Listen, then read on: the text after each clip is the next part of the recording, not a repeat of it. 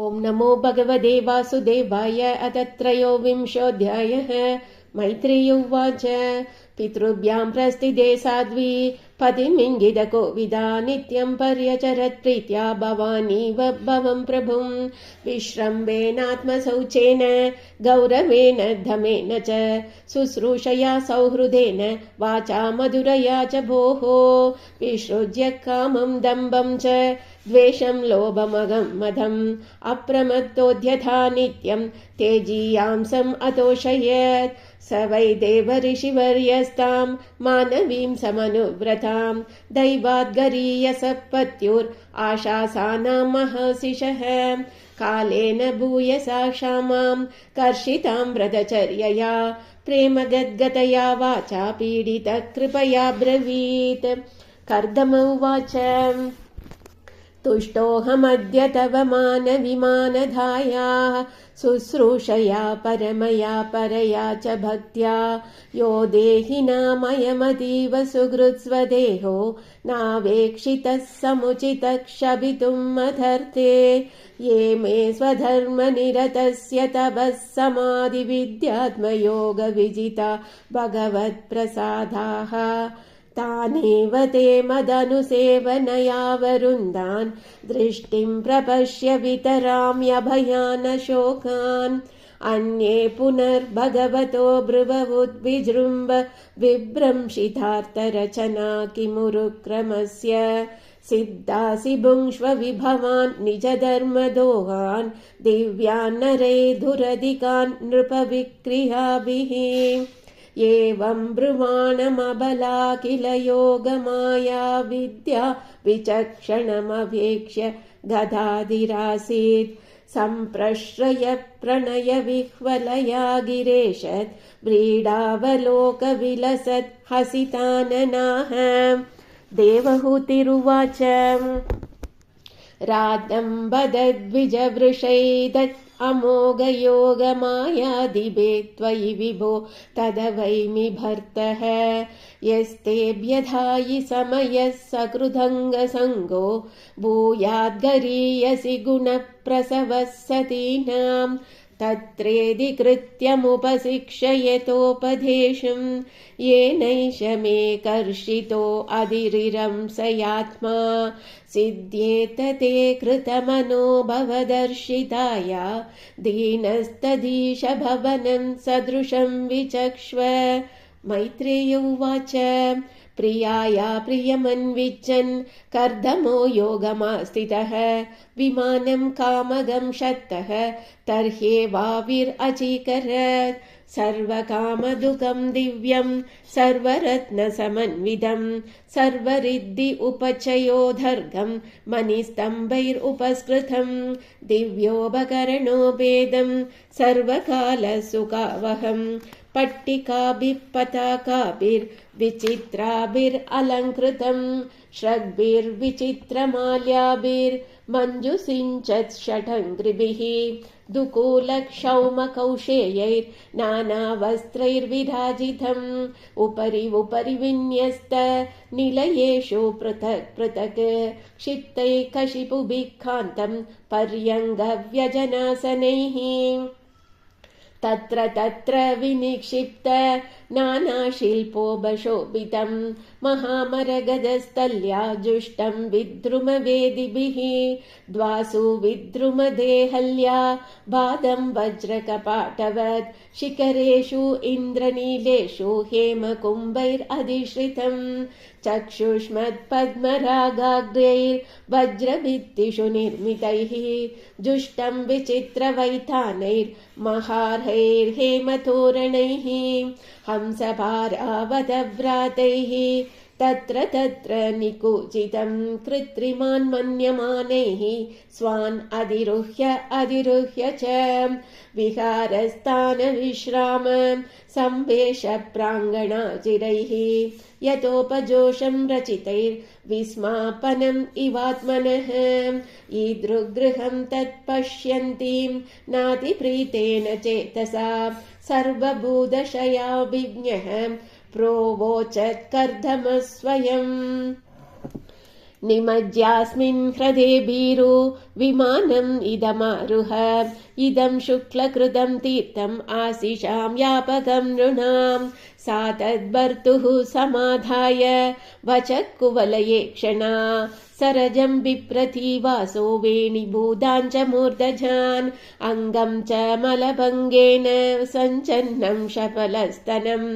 आविवेश सरस्वत्याः सरसिव जलाशयम् सान्दः सरसि वेश्मस्ता शतानि दशकन्यकाः सर्वा किशोरवयसो ददर्श उत्पलगन्धयः तां दृष्ट्वा सहसोत्थाय प्रोचुः प्राञ्जलय स्त्रियः वयं कर्मकरीस्तुभ्यं शादिनः करवाम किं स्नानेन तां महार्हेण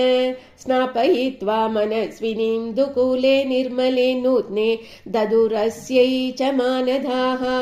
भूषणानि परज्ञानि वरीयांसि द्युमन्ति च अन्नं सर्वगुणोपेतं पानं चैवामृतासवम् अथादर्शे स्वमात्मानं स्रग्विनं विरजाम्बरं विरजं कृतस्वस्त्ययनं कन्याभिर्बहुमानितं स्नातं कृतशिरस्नानं सर्वाभरणभूषितं निष्कग्रीवं वलयिनं कूजत्काञ्चननूपुरं श्रोण्योरध्यस्तया काञ्च्या काञ्चन्या बहुरत्नया हारेण च महार्हेण रुचकेन च भूषितं सुदता सुभ्रुवाश्लक्ष्ण स्निग्धापाङ्गेन चक्षुषा पद्मकोशस्पृधा नीलैरलकैश्च लसन्मुखम् यदा सस्मार ऋषभं ऋषीणां दयितं पतिं तत्र चास्ते सहस्त्रीभिर्यत्रास्ते स प्रजापतिः भर्तुः पुरस्तादात्मानं स्त्रीसहस्रवृथं तथा निशाम्य तद्योगगतिं संशयं प्रत्यपद्यथ स तां कृतमलस्नानं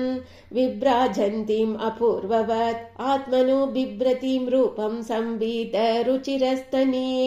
विद्याधरी सहस्रेण सेव्यमानां सुवाससं जातभावो विमानं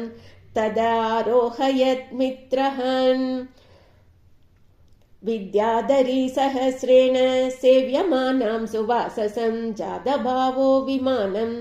तदारोहयत् अमित्रहन्